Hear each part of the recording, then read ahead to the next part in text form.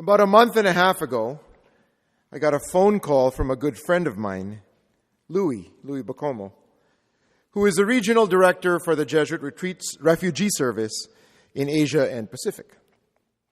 Many of you know that I worked for the Jesuit Refugee Service, also known as JRS, for 3 years prior to coming to Newman.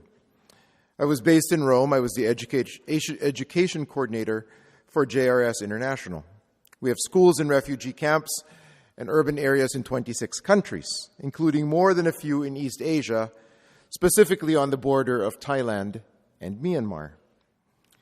Louis was calling to ask if I would be willing to consider leading a team into the mountains of rural Myanmar in the southeast for a couple of weeks to do an educational assessment, to visit the place where some refugees were returning home and other areas where they were still being displaced by the military. So, of course, I said yes. I thought we were going to be working with Rohingya refugees. Those of you who have been paying attention to the news lately know the plight of the Rohingya, a Muslim minority in a country that is predominantly Buddhist, an ethnic minority in a country that is predominantly Burmese. Many of them have been chased out of their homes and villages into Bangladesh, into some of the world's biggest refugee camps, where they have been looking for a better life. I have to confess I was excited primarily because this group needs a lot of help. They're in the news. In some twisted way, they are the sexy refugee crisis du jour. As Lou and I were talking, I realized this was not the group he was asking me to help. No, he needed help with Karenni refugees, another ethnic minority that had suffered greatly over the past 20 years and seems to have all but been forgotten. Any of you who have watched travel shows or any documentaries know Karenni women. Their distinguishing feature is the brass rings they wear around their neck that pushes their clavicles down and gives an illusion of a longer extended neck. I'm sure many of you have seen these pictures. So I said to Louis, why are we working with the Karenni? Isn't it the Rohingya who need help? Well, yes, they do, he said, very much so. But all the other NGOs are there. Save the Children is there. The International Rescue Committee is there. There are so many aid organizations helping them at the moment. And then he paused and said, but boom, nobody is working with the Karenni anymore. We're the only ones there. They're the forgotten refugees, and I think they are the ones that we can serve best. They used to be in the news all the time, and now nobody remembers them. So for us, Louis said, it's important to work with forgotten people, those nobody else seems to be serving. And what they really need right now is education. And since you, me, wrote all of our protocols and training programs, I thought, why don't you just go in there and do the assessment yourself? So I thought, what in the world did I get myself into?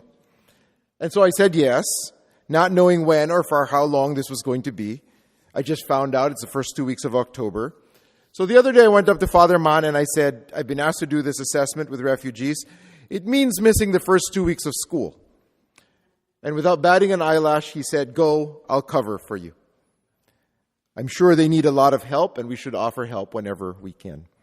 So I'm very grateful to Father Mann and to our student ministers with whom I shared this news last week during our retreat, that they're willing to do double duty in the first 2 weeks of school by filling in.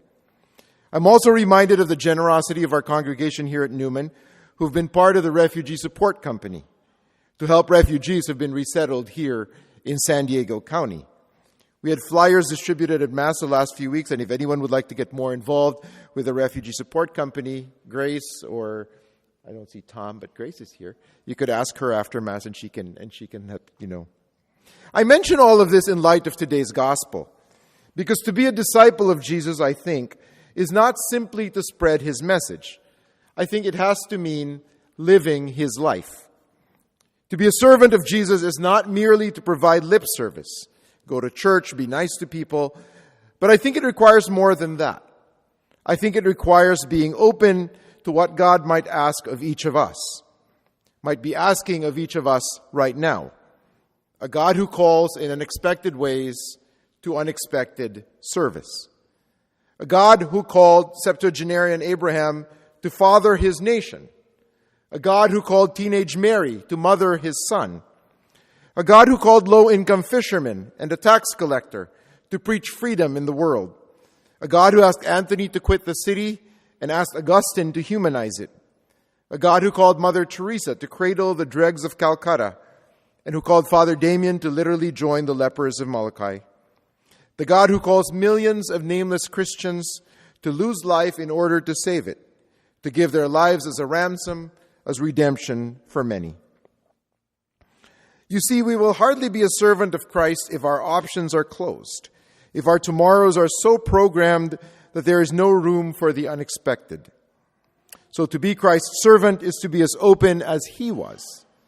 Not my will, but yours be done, he prayed.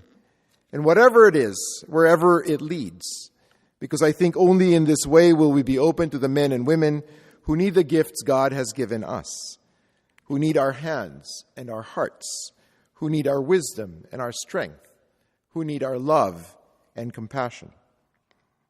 Like Jesus, we must be increasingly aware of our solidarity with every man and every woman.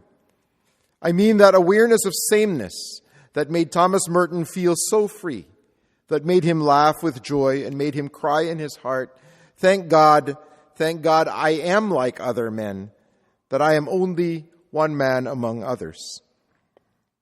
In this way alone, by standing at the level of every brother and sister, in this way alone can we share the hungers of the human family. In this way alone can we be servants of all. Because to live like that means to not worry about how important we are, like the disciples in today's gospel, because we know that we are all loved as children of God.